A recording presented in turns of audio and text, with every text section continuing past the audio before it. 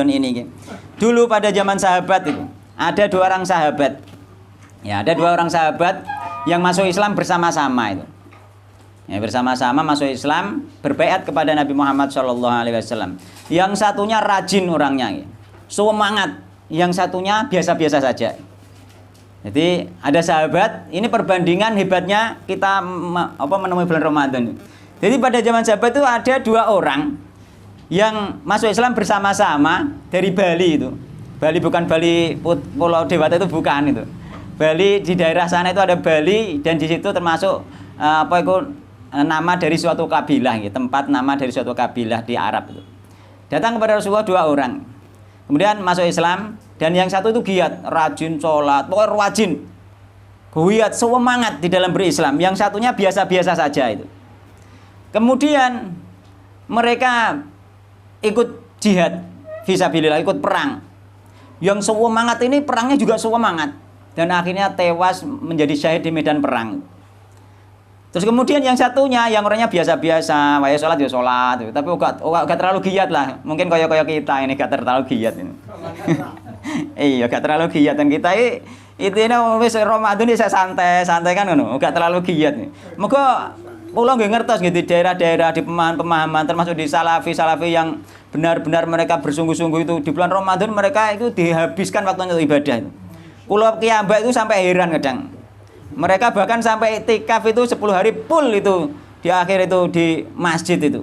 Mereka belajar full, bahkan mereka mempunyai keinginan di 1 bulan ini aku harus hafal sekian juz, aku harus hafal sekian juz, seperti itu. Saking luar biasa. Kula dereng saged, kula mungkin termasuk yang biasa-biasa itu. Nah, iya, termasuk yang biasa-biasa. Terus itu begini, orang itu, yang satu kan sungguh-sungguh orangnya, giat orangnya itu. Tapi ketika ikut perang, beliau ini meninggal dunia, syahid nih. Syahid jaminannya surga, syahid itu. Surga, wes, jaminan surga itu sudah luar biasa, itu orang semua berharap syahid. Yang satunya hidup lagi 1 tahun itu. Terus kemudian ini riwayatnya Tolha bin Ubaidillah yang meriwayatkan. Terus kemudian Tolha Ubaidillah bercerita, ya, orang ini hidup sampai 1 tahun, kemudian orang ini menemui bulan Ramadan. Ya ibadahnya biasa, tapi ibadah dia itu ya sholat, ya baca Al-Quran, biasa ibadahnya, tapi enggak terlalu menggebu, enggak terlalu giat itu. Nah, kemudian orang ini setelah menemui Ramadan meninggal itu. 2 orang ini meninggal, akhirnya 2 sahabat yang masuk Islam bersama-sama sudah meninggal. Kemudian Tolha bin Ubaidillah bermimpi, di dalam mimpinya beliau itu di depan surga. Nah, mimpi, sapa sing tau ngipi ning ngarepe surga utawa wis mlebu surga? Nek wis tahu itu tanda baik itu, alamat itu, insyaallah kita tempatnya di surga. Itu mimpi baik itu disebutkan Nabi itu mimpi baik. Maka mimpi baik itu dari Allah Subhanahu wa taala, kabar gembira yang disampaikan dahulu sebelum meninggal itu. Iya. Maka itu tanda-tanda. Maka mimpi baik itu, makanya mimpi baik itu boleh diceritakan. Kalau mimpi buruk jangan diceritakan. Mimpi buruk itu dari setan itu. Nggih. Ning gone hadise ar-ru'yal hasanatu minallah. Mimpi baik dari Allah, mimpi sholat, mimpi masuk surga, mimpi apa itu bertemu Nabi, mimpi bertemu Ramadan, mimpi misalkan. Maka itu baik semua. Maka itu ar-ru'yal hasanatu minallah, mimpi baik dari Allah. Wal hulmu minasyaitan, dan mimpi buruk dari setan. Sampeyan mimpi geragapan misalnya setan niku. Maka ana syariate disuruh berdoa terusan apa ngidu di kiri dan terus jangan diceritakan kepada orang itu. Itu mimpi yang buruk itu. Karena jika diceritakan, mimpi yang buruk itu jika diceritakan bisa menjadi nyata. Iya. Kayak zaman Nabi Yusuf itu. Diceritakan terusan, bahkan di riwayat disebutkan di antara riwayat cerita apa orang yang bercerita kepada Nabi Yusuf itu bukan mimpi beneran. Dia bohong. Tapi ditafsir jadi nyata itu. Maka kata-kata adalah doa, hati-hati itu. Dia sebenarnya bohong, hanya ngetes Nabi Yusuf apa maksud mimpi seperti dia sebenarnya enggak mimpi itu. Iya. Itu setelah ditafsir jadi nyata itu. Makanya kita itu jangan hati-hati berkata-kata yang tidak baik itu. Kata-kata adalah doa. Ketika sampean aku mimpi ini ditolong ditafsiri jelek, bisa jadi kenyataan padahal jenengan bohong itu, bukan mimpi padahal. Maka hati-hati. Maka kata-kata adalah doa. Maka mimpi itu jangan diceritakan, kalau buruknya sudah disimpan sendiri, kita bertawud kepada Allah nggih. Naudzubillah min syarri dzalik itu. Ya, atau kita ketika terbayang sesuatu yang jelek, kita naudzubillah min syarri dzalik, itu saja sudah kita bayangkan yang baik itu. Nah, jadi itu ya, mimpi baik ya. Nek kula mimpi baik itu banyak. Kula pas ngajar Riyadhus Shalihin mimpi ketemu Imam Nawawi. Mimpi baik insyaallah seperti itu. Iya. Ketika kula ngupload video ini Mbah Misbah Mustafa ngipi ketemu Mbah Misbah Mustafa itu. Ya, kula sering ngipi-ngipi sing ngoten insyaallah mimpi baik nek model ngoten niku insyaallah. Mau mimpi. Ya.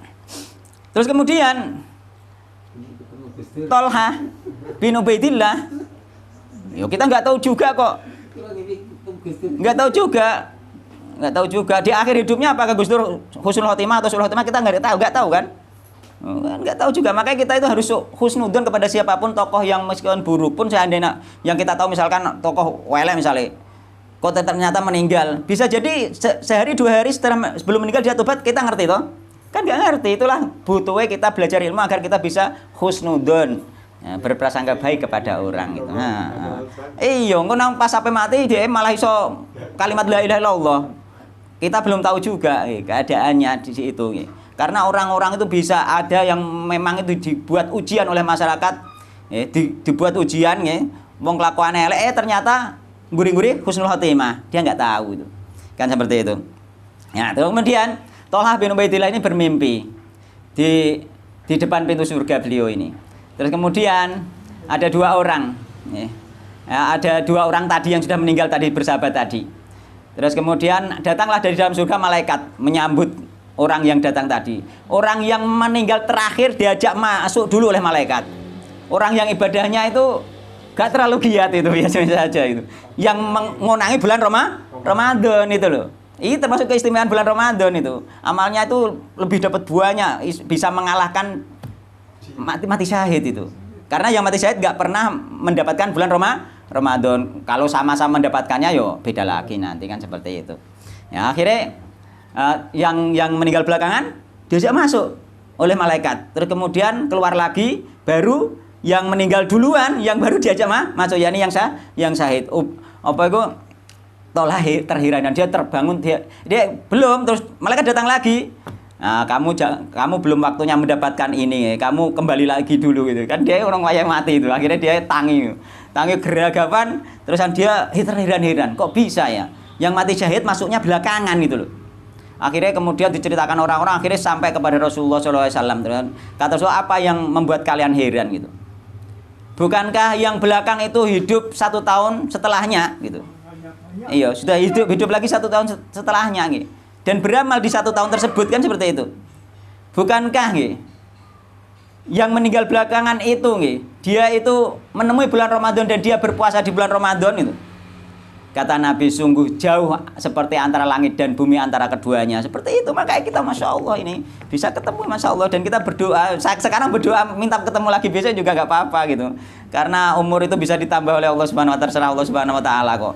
Kita berdoa itu nih astajib lakum itu. Seandainya pun tidak ditambah secara real, mungkin ditambah pahalanya, kita dikasih pahalanya seperti kita mendapatkan puasa Ramadan kembali karena kita sudah meminta kepada Allah Subhanahu wa ta'ala gitu. Dan kita lihat kan orang-orang itu sebenarnya giat, tapi kenyataannya kita kok kurang giat yo. Kan seperti itu. Padahal secara umum orang itu giat loh ketika Ramadan itu. Secara umum loh ya, orang-orang umum itu pada pergi ke masjid ya, semangat mereka.